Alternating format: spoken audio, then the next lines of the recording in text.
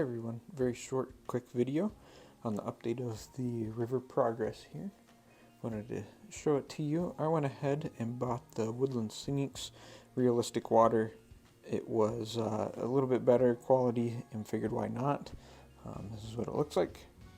Highly recommended as well. Probably going to stick with that moving forward. The other stuff that I was showing you in the previous video didn't turn out the way I was hoping. This is what the other river looks like. Now the cloudiness is because it is still drying. It needs 24 hours or more depending on if your environment is humid or not. But looks a whole lot better, a lot more even. And we will continue to add more layers to it. It will probably take us a few weeks before we're fully done.